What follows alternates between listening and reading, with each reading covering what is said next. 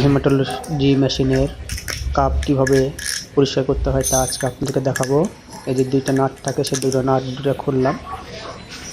এই যে এখন যেটা দেখতে পাচ্ছেন এর মধ্যে হলো মেমব্রেন থাকে। এটাকে আমরা আগে ভালোভাবে লিকুইড এবং তুলার কটন বার দিয়ে পরিষ্কার করে নেব।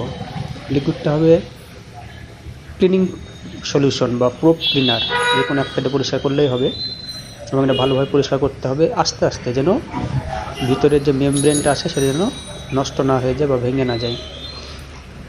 এই দেখেন হালকা করে ঘষে নেবেন লিকুইড দিয়ে। এখানে ব্লাডে ক্লট জমে থাকলে সেটার জন্য হিমোগ্লোবিন কম বেশি হয়। আমরা প্রপারলি ভালোভাবে পরিষ্কার করে এখন মেমব্রেনটা উঠানোর চেষ্টা করছি, দেখেন, এবং সাবধানে উঠাতে হবে যেন ভেঙে না যায়।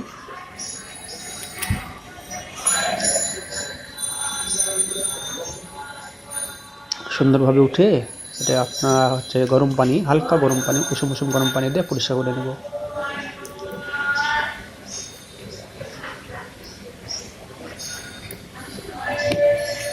একটু কষ্টকর উঠানো, তারপরেও একটু সাবধানতা অবলম্বন করতে হবে। এই যে উঠে আসছে, এই যে এখন এটাকে আমরা একটু হালকা ওয়াশ, গরম পানি দিয়ে ওয়াশ করে নেব, করে আবার সেম জায়গায় লাগিয়ে দেব।